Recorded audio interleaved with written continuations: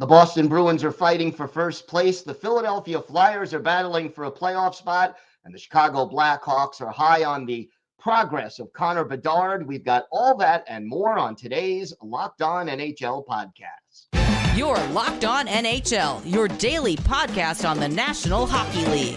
Part of the Locked On Podcast Network, your team every day.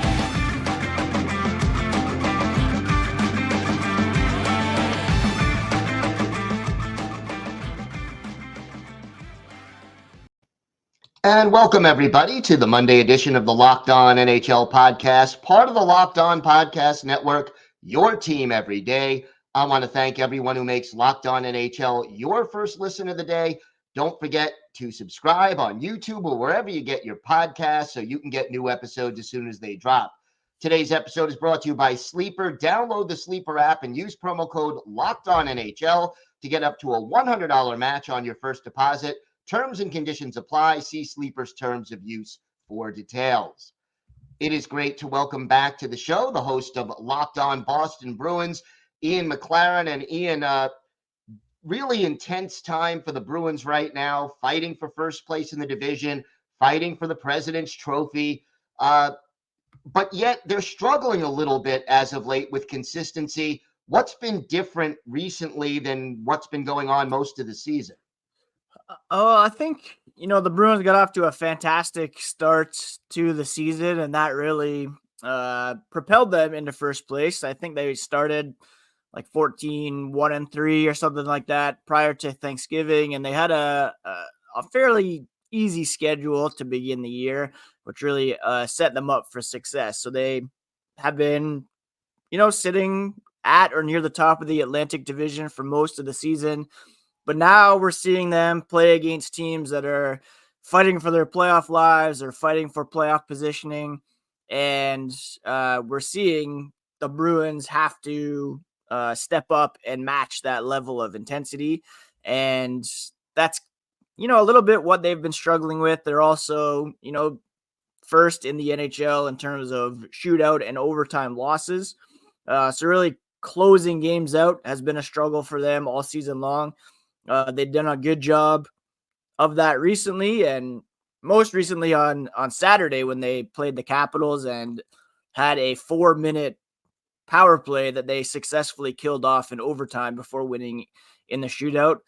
So those are the kinds of things that head coach Jim Montgomery and the team have been working on, kind of finishing games, ramping up that playoff intensity, and trying to avoid what happened last year, which was being caught by a hot team at the wrong time in the first round of the playoffs. How important is it for this Bruins team to win the division and or win the President's Trophy? I mean, it would be nice, especially in a centennial season, to win the President's Trophy, just to have that kind of hardware to go along with this historic season. But I would think if you would ask most fans and most players, they would say it's not incredibly important because of what happened last year. They had the most points in NHL history.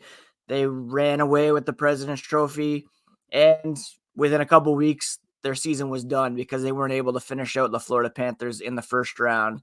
So I would think it would be nice. But at the end of the day, you want to head into the playoffs playing the right way. That's what's most important.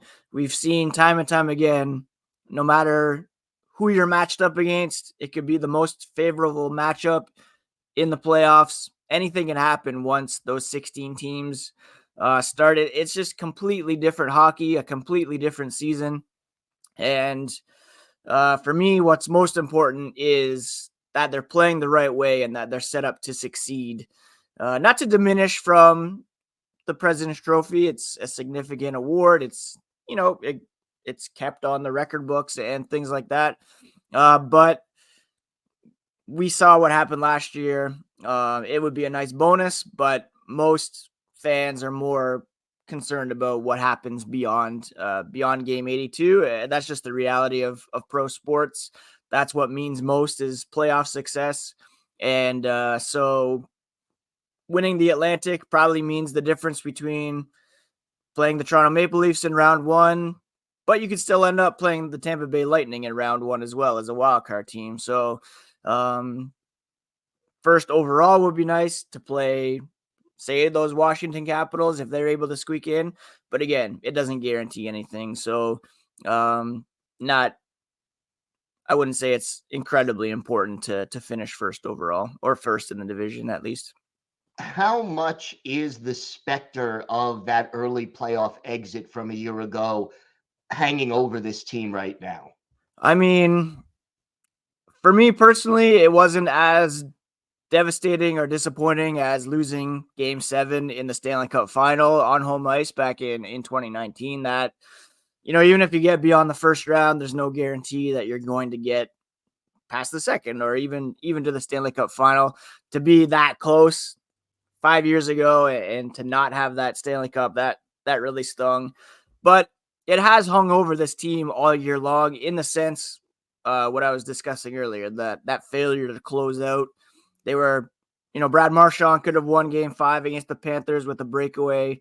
They had overtime losses in Games 5 and 7. They had lead in Game 7 against the Panthers and still couldn't finish it out. So that really has hung over this team every time they blow a lead or lose in overtime. It's, what has this team learned from that experience? You want to see some growth, evolution. Obviously, it's a completely different team without Patrice Bergeron and David Krejci, and this was meant to be kind of a bridge year, a transition year where they'll have a lot of money to spend this summer. But the expectations are always very high with this franchise, and that loss certainly still hangs over the guys that remain. And I know Brad Marchand specifically as captain would love to see, make your mark as team captain by winning in the playoffs. So I know that he would like to really erase what happened last season. So here we are in the home stretch of the regular season. What are some of the things the Bruins need to work on to get to playing the right way, as you described earlier? Yeah, I mean, it all comes back to closing out games. They've had very poor results playing late in the game when the other team has the goalie pulled. They've given up a lot of late game goals for the tie. Probably not as physical as some fans would like them to be. Hopefully, Pat Maroon can get into the lineup at some point and add that element.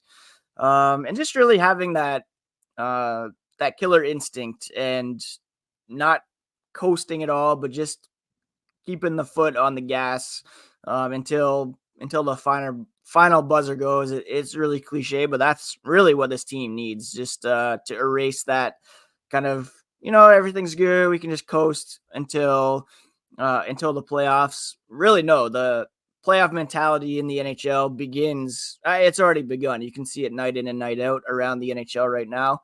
And you can't afford to wait until Game 82 is done to get into playoff mode. You have to get there like now or a couple weeks ago even to succeed in the postseason.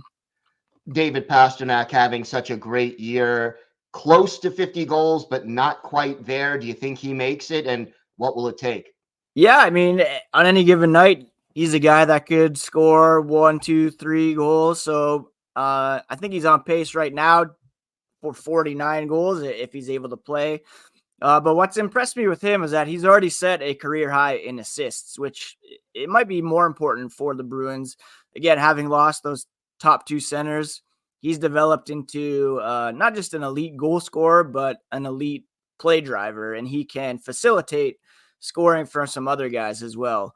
So that, the fact that his goal total is a bit down from last season, but he's still over 100 points on track for almost a career year because of the helpers that have risen. That has been a huge benefit to the Bruins as a whole. It'd be great to get to 50.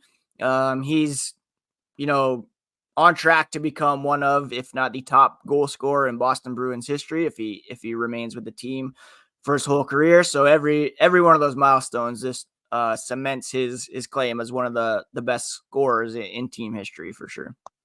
Ian, why don't you tell our viewers and our listeners where they could find the podcast and where they could find you on social media? Locked On Boston Bruins, available on your favorite podcast app and on YouTube. You can find it on social media at Locked NHL Bruins, and you can find me at Ian C. McLaren. All right, Ian, thanks so much. Always a pleasure. Yeah, thanks, Gil.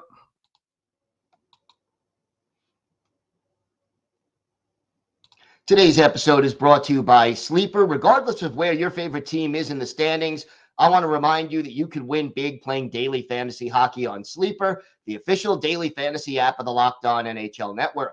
Sleeper is our number one choice for daily fantasy sports and especially daily fantasy hockey, because with Sleeper, you can win 100 times your cash in daily fantasy hockey contests. All you have to do is pick whether studs like McDavid, Crosby, or McKinnon will record more or less than their sleeper projections for things like goals, assists, saves, plus, minus, and more in a given game. To win a 100 times bet on Sleeper, you need to correctly predict the outcome of 8 player stats. You heard me, hockey fans. You can win 100 times your money playing daily fantasy hockey with Sleeper.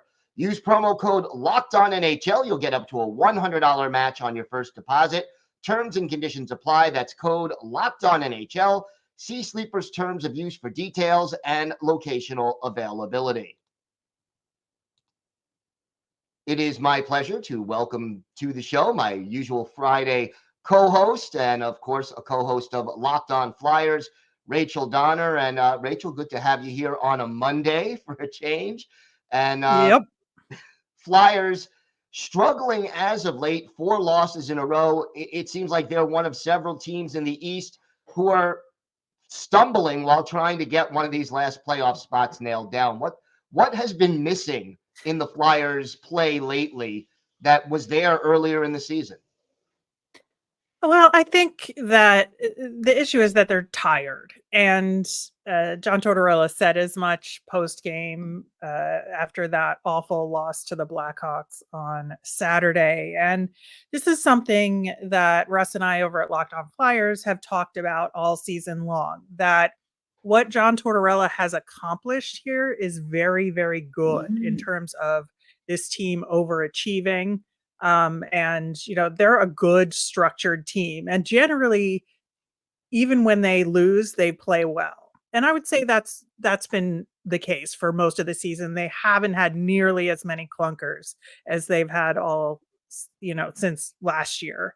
And this was definitely a clunker. And this is the consequence of what John Tortorella's system does, right? So they get big results, tremendous, pressure on the PK offensively with that power kill, but it takes a lot out of you, and blocking a lot of shots takes a lot out of you. And so now we're just dealing with the tail end of the season consequences for choosing that way to achieve your ends. And I don't think it was a bad thing what he did. I think it was good, and it was like the way to get the most out of this team, but you have to recognize that this is going to be the end result at a certain point. So how does the team address that? How do you fix being tired? That is the question of the day, because Tortorella has said that he can't have the team practice as much as he would like to fix some of the things because they're too tired and he doesn't want to take it out of them. I think other teams are, trying to combat it with being a little bit more physical with the Flyers than they have been, just to, because they know the wear and tear is there.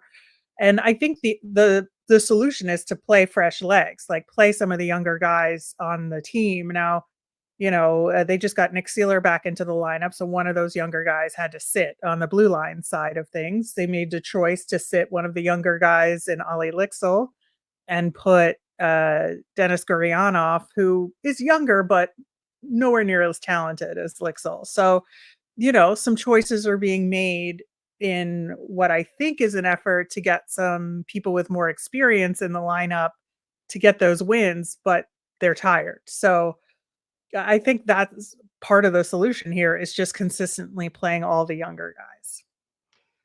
Goaltending has been an issue for the Flyers, especially since the suspension of Carter Hart.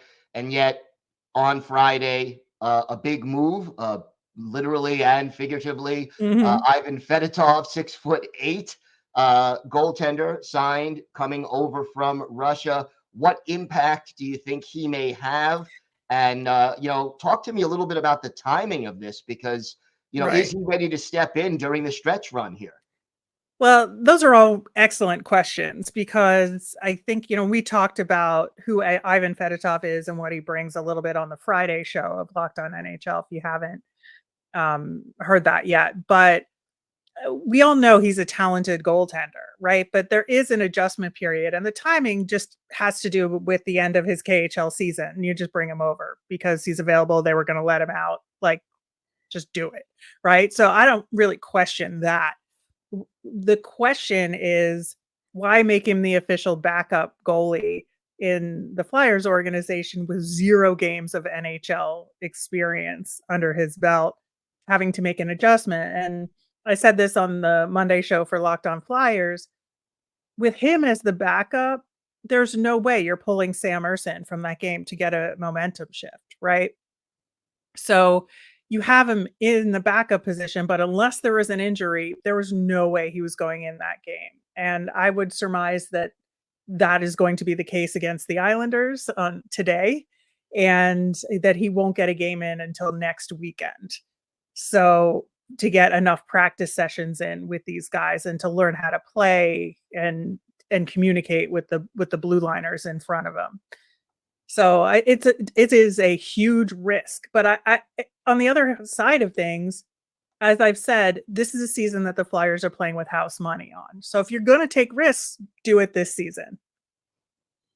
That does make sense. As far as Ersson goes, how tired is he at this point? Yeah, I think he's a little tired. I think that, this is a lot of pressure too, where he was expected to be the backup this season and has had to take on the number one since Carter Hart left the organization. And it's not that he isn't ready for it as a goaltender. He is a tremendously skilled goaltender. I think that the volume of work is something that we saw him take on last season with the Phantoms, where he was pushed too hard and played too many games. And we saw his game diminish. And that could be happening a little bit, but honestly, it's been more the team in front of him than anything. So I'm not going to be critical of Sam Ersson because of all of those circumstances put together. I think he's had a couple of bad games, but for the most part has played really well in net and deserves the number one position. So we're under 10 games left. The Flyers are in the middle of this race to make the playoffs where most of the teams are faltering. What are the keys for the Flyers to finish strong and get into the postseason? Well, these are all like do or die games this upcoming week. There's 3 games this week for the Flyers. They're going to do a lot of scoreboard watching for a few days off in between tonight's matchup against the Islanders all the way until next weekend, where they have a back-to-back against the Sabres and Blue Jackets. So not, overall like hugely intimidating opponents, no offense. But I think that, the Islanders game is going to be tough, but in theory, they should be able to battle through those other 2 games, especially having a few days off in between. They got to rack up those points because the scoreboard watching in the days in between is going to have a huge impact. And as far as on the ice, what are some of the things they need to improve upon in these games? Well, we've known all season their power play is absolutely dreadful. It's like the worst in the league. But the penalty kill, which has been really good for them all season, is starting to falter a little bit. Again, because of the exhaustion, the tired legs, the wear and tear. And I think that's something they're going to have to focus on, and being a little bit more structured defensively on that, and focus on that rather than the power kill aspect of things. All right. Rachel, why don't you tell our viewers and our listeners where they could find the podcast and where they could find you and your co-host on social media? Yeah, I co-host Locked On Flyers each and every weekday on the Locked On Podcast Network. And we are at Locked On Flyers on all your social medias out there. And I am at R. Miriam on Twitter.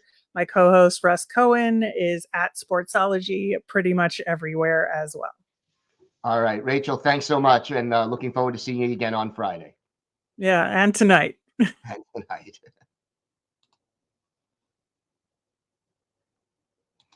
Today's episode is brought to you by FanDuel. The sports calendar is loaded, and FanDuel is making it even more exciting to get in on the action because right now, new customers get $200 in bonus bets with any winning $5 bet.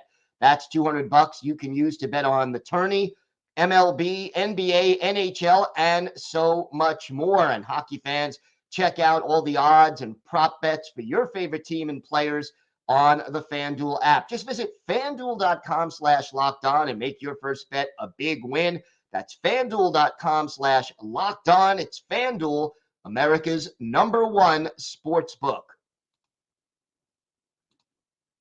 It is my pleasure to welcome back to the show the host of Locked On Blackhawks, Jack Bushman. And Jack, a year ago, all the talk around the NHL was tanking for Bedard. Here we are a year later, Connor Bedard getting to the close of his rookie season. How would you describe his productivity and his ability so far in the NHL? Yeah, he really has lived up to the hype, Gil, and it's been tough for him because there hasn't been a ton of offensive weapons alongside him all year long. The Blackhawks brought in Taylor Hall this offseason to give him that true top-line winger that can kind of play the same style that he wants to play, and then Taylor Hall gets injured early on in the season, unfortunately tears his ACL, and it's kind of been a rotation of different guys along with Connor Bedard up on that top line, but that hasn't stopped him from being productive. He's, I'm just going to say it, been the best rookie in the NHL this season. The numbers back that up. And on this putrid Blackhawks offensive team, he's still right around a point per game margin. He's been the guy who's beat the drum all year long. The Blackhawks kind of go as he goes. It's been a little tough for him here as of late. The production is kind of dipped down, but he's still making his impact felt on the game. He's still capable of taking it over at any point in time. And what's really impressed me, Gil, is not only Connor Bedard's abilities, but the Blackhawks' ability as a whole to kind of get things going on the power play. Entering this year, I really thought with the weapons they had, along with Taylor Hall, of course, that this was going to be a power play that could finish inside the top 15 in the NHL. That hasn't been the case for a majority of the year, but they've really started getting things going, and Connor Bedard just looks like he's getting more comfortable being the head honcho on the man advantage. And also the progression has been clear all year long as well. When he first bursted into the league and had that rugged road trip that the NHL put him on to kind of throw him into all of the biggest markets, you know, he was kind of relying on his goal scoring ability, I think, to get most of his production. But we've really seen the playmaking step up throughout the course of the season, the recognition on the defensive side of things, and also just the hustle and the intensity that he plays with. I mean, this kid lives, eats, and breathes hockey, and he's a feisty little guy out there. And I think he's figured out how to kind of make himself impactful in other areas, not just only when he has the puck. Yeah, that's his bread and butter, but I've been really happy to see all the areas that have clearly developed for Connor Bedard this season. We knew he was going to come in and be a good goal scorer, but the playmaking has really taken over. He's understanding how to run a power play now. The defensive side of things is still going to be a little bit of a work in progress for him, especially at the faceoff dot, but still only 18 years old. There's a long way for him to go. No other way, shape, or form about it. It's been a smashing success of a rookie season for Connor Bedard, especially because the Blackhawks have been so bad all year long. He really has been their #1 bright spot. You mentioned, obviously, that the team has struggled all year, but where would this team be without the goaltending of Peter Mrazek? Yeah, I don't even want to think about it, Gil. I've been saying on my show all season long that, yeah, Connor Bedard is the one who's getting the spotlight and his name is on the front pages, but Peter Mrazek has been the co-MVP of this Blackhawks team right alongside him. I mean, all you have to do is really go and look at the numbers that Arvid Soderblom has put up this year, the backup for the Blackhawks. I do think it's an unfortunate situation for him because the Hawks defense just isn't really a strength of this team yet, but it goes to show you what kind of goaltending is needed for this Blackhawks team to win. And Peter Mrazek has really been at that level consistently throughout the course of this season. Basically, all the Hawks wins they have this year, Peter Mrazek has made like 35 to 40 saves in all of them. He has been magnificent, so deserving of that 2-year contract extension that he's had. And I think has set him up nicely to be the starter again for Chicago next season. I think the Blackhawks front office feels pretty good about that. Talk to me about some players who have been bright spots despite this team's struggle this year. Yeah, what's really interesting, Gil, is it's been a tough season to watch, let me tell you. We're counting down the games here with 9 left on the Blackhawks schedule, but oddly enough, that there have been bright spots this year. One of them is Philip Kurashev, who last year set a new career high in points with 25, and there were some flashes in his game, but the inconsistency, the inability to put it all together was really what was glaring about his game. And this year, he has just been excellent. And some of that is due to him being put up on the top line and playing with Connor Bedard, but you also have to give him a lot of credit for bringing his A game night in and night out and finally showing that consistency. And he's 13 points shy from 60 points this year, Gil. It has been amazing what Philip Kurashev has been able to do. A very pleasant surprise in his offensive explosion this year. I don't know if that's going to change the perception necessarily around Philip Kurashev. I do think he's probably more of a second to third liner for the Blackhawks here in this rebuild, but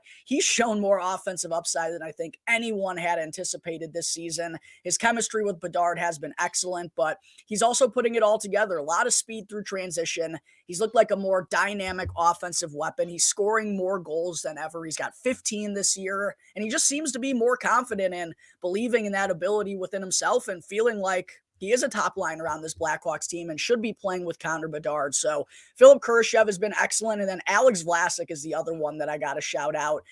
In his rookie year in the NHL, his first full-time NHL campaign, he's been on the top pairing with Seth Jones all season long, and he's looked more than capable of doing that. He's facing some of the toughest minutes in the NHL, and he's already thriving there. And with that big body of his at 6'6", 6'7", he's got a super long reach. He's not an overly physical player, but he's super smart. He uses that long reach to his advantage. He breaks up a ton of plays with other teams trying to enter the offensive zone and has actually kind of made some strides in his offensive game as well. His passing and his breakout passes have been really sharp, and I even think the skating has taken an uptick this year. So Alex Vlasic has been dynamite, already flashing top pairing upside at a very young age, and looks like he could be paired with Seth Jones for a long, long time based on what they've shown together this season. So I would say Philip Kurashev and Alex Vlasic are the two real pleasant surprises from this team this year. So we know this Blackhawks team is in the midst of a rebuild. What does the plan look like for the upcoming offseason? Yeah, this offseason is going to be really interesting. I don't think the Blackhawks are going to be making any big time splashes. I don't think they're going to be going after the biggest fish on the market. I quite honestly think they're going to be waiting until next summer, the summer of 2025, when there are just a boatload of names that are projected to hit the market. But I do think it's time for this Blackhawks team to start making some improvements. And I really think that was kind of the plan this season. I still imagine them being a bottom 10 team in the NHL, but I think they wanted to see some strides and some progression. And unfortunately, earlier on in the year, things got kind of set back due to a lot of injuries. I mean, there was a time where the Blackhawks had like 9 guys out, and they literally had to go and get Anthony Beauvillier and Jacob Megna because they couldn't ice an NHL roster. Luke Richardson, Hawks head coach, said he had never seen anything like it. So that kind of derailed the plans, but look, I don't think the Blackhawks can have another season like this, and they don't really need to. They've got the draft picks. They got a lot of prospects, and I really think it's time to start getting the fans' interest again. This year has really tested the fan base, and I'm not going to say the Blackhawks are going to go and hover in playoff contention next year, but I think it's time to go and see some progression out of this group. So I think they're going to make some sharp veteran additions to kind of round out the group, maybe another veteran defenseman, maybe another veteran forward. But I think the Blackhawks organization and the fans really want to see this team win some more games consistently next season. Well, it should be interesting. I know you'll have it covered every step of the way. Jack, why don't you tell our viewers and our listeners where they could find the podcast and where they could find you on social media? Yeah, absolutely. You can check out Locked On Blackhawks for free wherever you may be listening to your podcasts, Spotify, Apple Podcasts, wherever it may be. Also, check out Locked On Blackhawks on YouTube. And if you want to follow me on my socials, you can go and find me at Jack Bushman2 on X. All right, Jack, thanks so much. Always a pleasure. Absolutely, Gil. Enjoy always coming on the show. Locked On has launched the first ever national sports 24/7 streaming channel on YouTube, and now it's also available on Amazon Fire TV and the free Fire TV channels app. Locked On Sports Today is here for you 24/7, covering the top sports stories of the day with the local experts of Locked On, plus our national shows covering every league. Find Locked On Sports Today, now available on the free Fire TV channels app.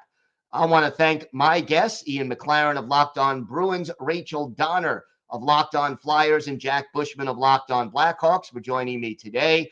I'm Gil Martin. I host the Monday edition of Locked On NHL, and I co-host the Friday edition along with Rachel Donner.